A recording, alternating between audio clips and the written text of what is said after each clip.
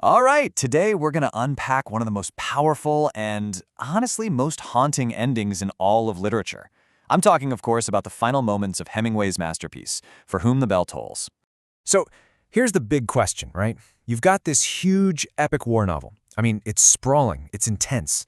But then it ends. Well, not with a big explosion or some grand victory, but with this incredible, quiet stillness. So how come that's what makes it so powerful? What's going on there?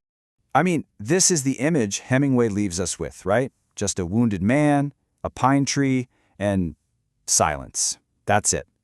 Robert Jordan, he's hurt, he's alone, he's just waiting for the enemy to show up. There's no big, dramatic, triumphant finish. And you know what? That's the whole point. By completely rejecting a typical war story ending, Hemingway creates something way more powerful. So let's dig into that. To really get why this quiet conclusion hits so hard, we have to see how it perfectly pulls together all the deep philosophical questions the book's been asking from the very beginning. You see, this ending isn't just some sudden stop.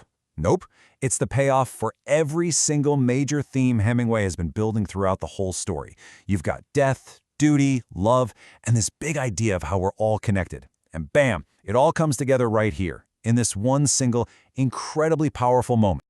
Okay, so let's zoom in on the man himself, Robert Jordan, because what he chooses to do in these final moments, well, that's where everything clicks into place. It's the key to the whole thing. Okay, first things first, Jordan did his job. The mission is a success. The bridge is destroyed. Yeah, his leg is shattered, so he can't get away. But his decision to stay behind, to provide cover for his friends so they can escape, that is a deliberate choice. This isn't some tragic accident, you know? It's a conscious, moral act. And in this moment, Jordan becomes the ultimate example of what critics call Hemingway's code hero.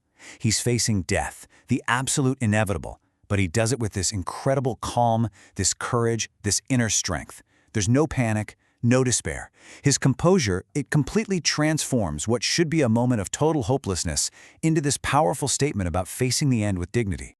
But hold on. This ending isn't just about some stoic sense of duty. Not at all. It's got this powerful, beating emotional heart. And that heart, of course, is his relationship with Maria. And this is what's so incredible, really. Their love is what gives his sacrifice its true meaning. That farewell scene between them, it's short, it's intense, but it is absolutely the emotional anchor of this entire conclusion.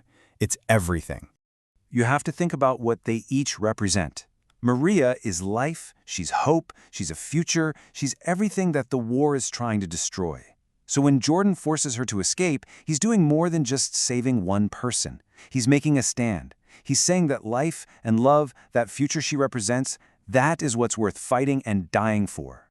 And this is where it all comes together, connecting one man's final moments to this massive, universal idea.